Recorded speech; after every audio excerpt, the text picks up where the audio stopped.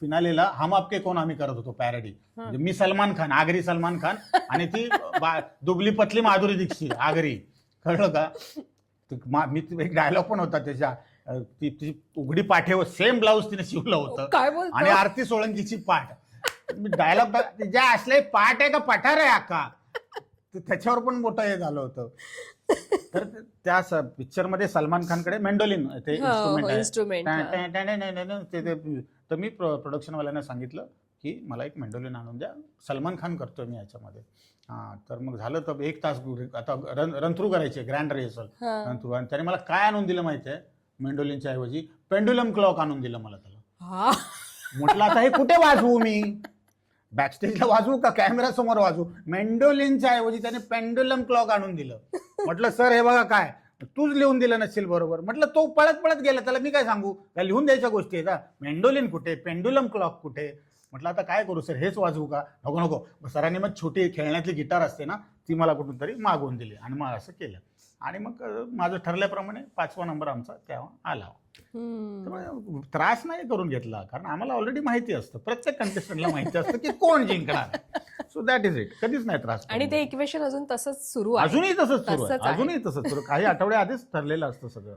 नाहीतर मला सांग ना तू, आता ऑडिटोरियम मध्ये फिनाले आहे, वोटिंग शेवटचा 1 तास वोट करा सगळं चालू असतं. मग सगळे परफॉर्मन्सेस संपतात. मग जे जजेस आहेत ते मेकअप रूम मध्ये जातात, आम्हाला थोडा वेळ हवा आहे डिस्कशन करायला, ठीक आहे. आणि त्याच्यानंतर पहिलं पारितोषिक अनाऊन्स केलं जातं, विजेते आहेत ह्याव आणि ह्याव आणि त्यावचं नावं प्रिंट करून आलेले असतात. मग त्या मेकअप रूम मध्ये काय प्रिंटिंग प्रेस बसवल्यात, त्यांची नावं छापून कशी काय आलेली असतात त्याच्यावरती. आपण एक विचार करण्यासारखी गोष्ट आहे. सो ह्या सगळ्यांना माहिती असतं, पण काय तसं आम्ही कधी बाऊ नाही केला, काय नाही. जे आहे ते ऍक्सेप्ट करत गेलो, कारण आम्हाला माहिती आहे आम्हाला फक्त प्रेक्षकांच्या मनापर्यंत जायचंय. जिंकणं हारणं हा दिवस बदलले फू बाय फू नंतर प्रचंड. म्हणजे काय, कशा पद्धतीने बदलले? सगळ्या पद्धतीने. म्हणजे पॉप्युलरिटी खूप वाढली, ठीक आहे. गाडी आली, ड्रायव्हर आला, बस बंद, ट्रेन बंद, कारण फिरणंच मुश्किल झालं होतं ग, कळलं का. मग किती लांब जायचं क्रेज असायची कॉमेडीची, स्टील आताही ती आहे. खूप क्रेज होती. आणि बरीच कामं यायला लागली, मोठमोठी कामं यायला लागली. आणि फक्त एवढंच की मी कधी त्याचा कसा माज कधी केला नाही. डाऊन टू अर्थ राहिलो, सगळ्यांशी बोलायचो.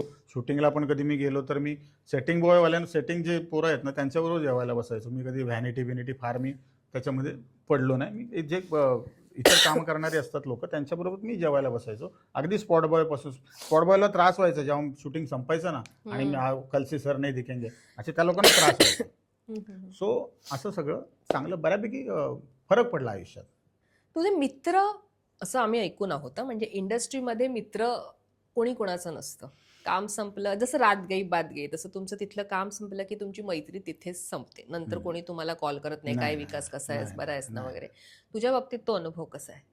हो, ऑब्व्हियसली तसा जो सगळ्यांच्या बाबतीत असतो तोच माझ्या बाबतीत आहे.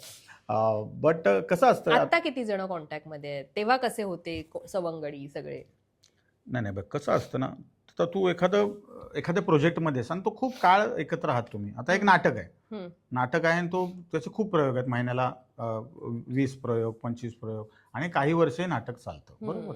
सो तुम्ही कनेक्टेड असतातच एकमेकाशी, भेटी गाठी वगैरे सगळं चालू असतं. कालांतराने ते नाटक बंद होतं, तुम्ही वेगळ्या कामाला लागतात, ते वेगळ्या कामाला लागतात, तुमचे टच कमी होतात. ओके, तुम्ही एखादी मालिका करताय, ती मालिका काही वर्ष चालते, तो तुमचं रोजचं येणं जाणं, त्या मालिकेनिमित्त तुम्ही काही इव्हेंट्सला भेटत असता, किंवा तुम्ही एकत्र इव्हेंट्स ते करत असता, बरोबर. किंवा त्या मालिकांमधलेच काही लोक एका पिक्चरमध्ये असतात, त्यामुळे तुमचे कनेक्शन्स चालू असतात, कुठे ना कुठे भेटी गाठी चालू असतात.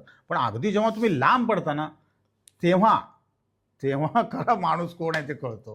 म्हणजे फोन नाही, आपण फोन केला तर उचलायचा नाही का, तर ह्याचं काही चालू नाही, ह्याच्यापासून मला काही फायदा नाही, असे नाहीचा जो काही पाडा असतो ना बॉस, तो मी आयुष्यामध्ये खूप झेललेला आहे. पण मी एवढं पण सांगतो की माझ्या कठीण काळामध्ये खूप लोक उभी राहिली.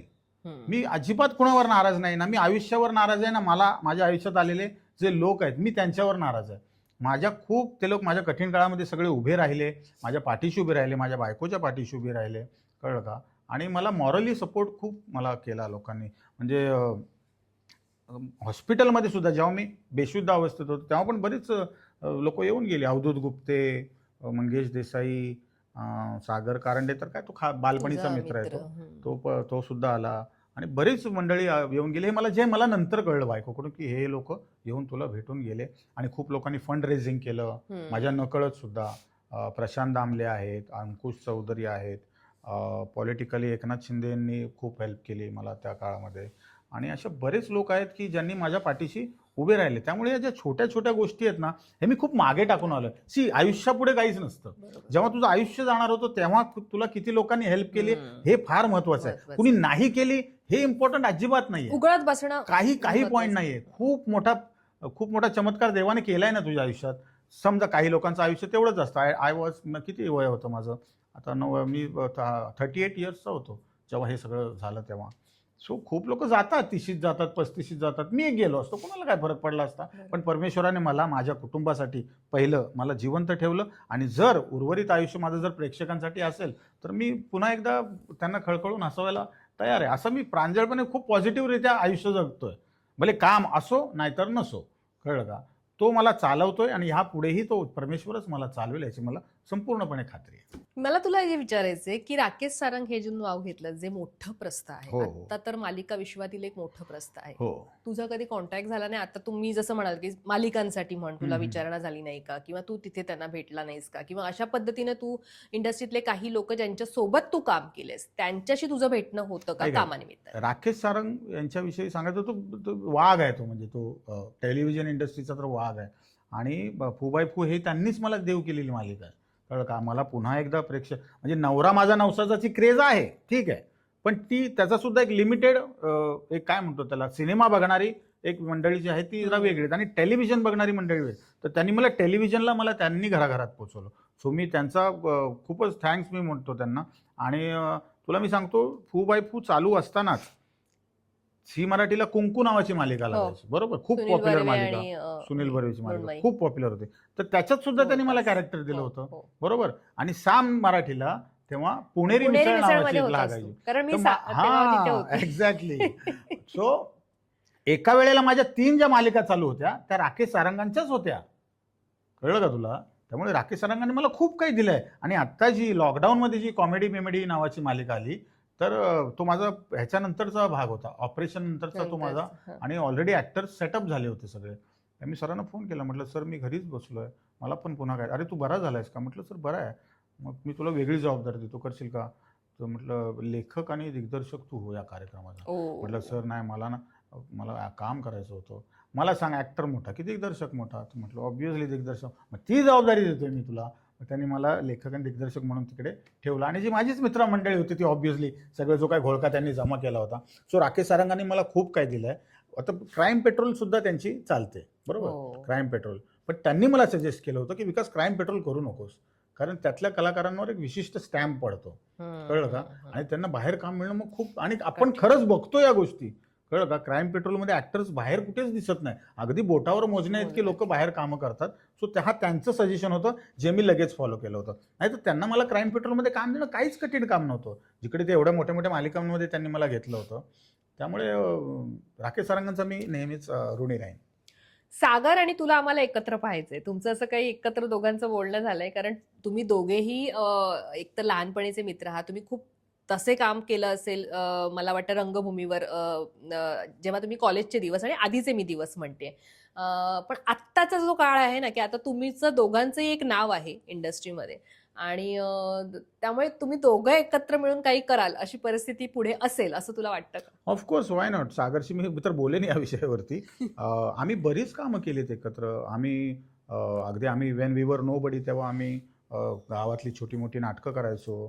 कॉलेजमध्ये काही प्रेझेंटेशन असेल तर ते करायचो. आमच्या बिल्डिंगमध्ये पण सुद्धा मला वाटतं एकदा सागराने आम्ही काहीतरी केलं होतं छोटं मोठं.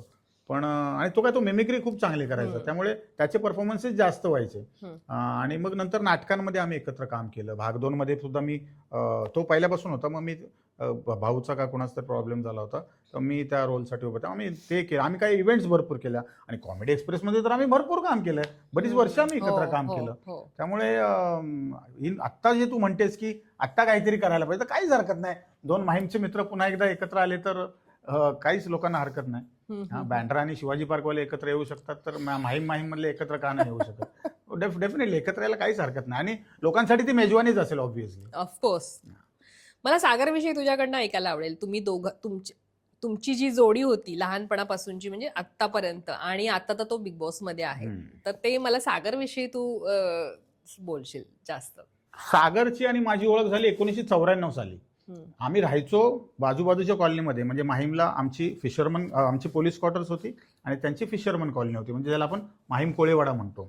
सो पण आम्ही ज्युनियर कॉलेज आमचं कुठलं लोकमान्य विद्या मंदिर जे शीतला देवीला होतं, तर तिकडे मी 12वीला आणि हा 11वीला, असं 1 वर्षाचा डिफरंट. 1 वर्ष लहान आहे तो माझ्यापेक्षा, 1 वर्ष पण 6 महिन्यानेच लहान आहे, पण तो अकॅडमिकली तो माझ्यापेक्षा 1 वर्ष लहान होता. तिथे आमचा तो एक 11वी आणि 12वीचा ग्रुप जमला, आणि त्याचा जो भाऊ आहे सतीश कारंडे, कझिन आहे त्याचा, तो माझ्या वर्गातला होता. आणि मग तेव्हा सागरची आणि माझी खूप तेव्हा गट्टी जमली. आणि मग तोपर्यंत ऍक्टिंग काय वगैरे वगैरे हे काही माहिती नव्हतं, तरी सुद्धा आम्ही छोटं मोठं काय ना काय तो मिमिक्री करायचा. मग काही लोकांची नक्कल कर, ग्रुपमधल्या काही लोकांची नक्कल कर, किंवा आमचे जे प्रोफेसर्स होते आमचे, मला आठवतंय माने म्हणून आमचे पीटी सर होते, त्यांना तो खूप चांगला मिमिक करायचा. आजही आम्ही कधी भेटलो तर आम्ही माने सरांच्या आवाजात एकमेकाशी आम्ही बोलतो. आणि मग हळूहळू मग सिनियर कॉलेजला आलो, मग मी व्यावसायिकला गेलो. मग तसं त्याचं व्यावसायिकला खरंच काही चालू नव्हतं. मग संतोष पवारची बाय द टाइम माझी गट्टी झाली होती, आणि मग यदा कदाचित भाग 2 नावाने एक नाटक आलं. बरोबर, त्याच्यामध्ये कसं होतं, आता यदा कदाचित मध्ये कसं कौरव पांडव असं सगळं होतं. यदा कदाचित भाग 2 मध्ये पात्र अशी होती की मराठी नाटकांमधले जे फेमस पात्र आहेत ते एकत्र येऊन हे नाटक करतायत. म्हणजे ती फुलराणी म्हणा, आपला तो मी नव्हेच मधला आपला सावळा कुंभार, अशी बरीच महत्वाची तळीराम, हे सगळे एकत्र येऊन ते नाटक करतात. मग त्याच्यासाठी संतोषकडे मी सागरचं तेव्हा नाव सुचवलेलं, आणि संतोष बोलला तू बोलतोयस म्हणजे ओकेच असतं. मग ते सागरचं पहिलं व्यावसायिक नाटक, आणि मग तेव्हापासून त्याने काही मागे वळून बघितलंच नाही. मग त्याच्यानंतर मग 4x4 मध्ये सुद्धा तो माझ्या नंतरच आला. मला वाटतं सेकंड नाही 3rd सीझनला तो आला. आणि मग त्याची आणि सुनील तावडेची खूप चांगली जोडी जमली, कळलं का? आणि बऱ्याच लोकांनी सांगितलं होतं सागरला, जेव्हा तो आला होता म्हणजे स्क्रीनवर दिसायचा 4x4 किंवा, तर त्याला खूप मोठी मोठी नावं होती. ते म्हणायचे की ये नाही चलने वाला, ये लडका नाही चलने वाला. लुक कसा आहे त्याचा, आणि प्रेझेंटेशनच नाही आहे, तब्येत बघ कशी आहे, आणि एक प्रेझेंटेशन लागतं ना एक बॉडीमध्ये, तसं काहीच नाही याच्यात. मी सांगायचं सागरला, म्हटलं हे सोडून दे, यांच्याकडे लक्ष देऊ नको अजिबात, कळलं का? तू जाणार पुढे, मला माहिती आहे. मी काय देखणा होतो, ऋतिक रोशन होतो, आलो ना इथपर्यंत, तसं तू पण येणार. असं मग कालांतराने हळूहळू काळ गेला. कॉमेडी एक्सप्रेस संपलं, मग त्याने त्याची वाट पकडली, मी माझी वाट पकडली.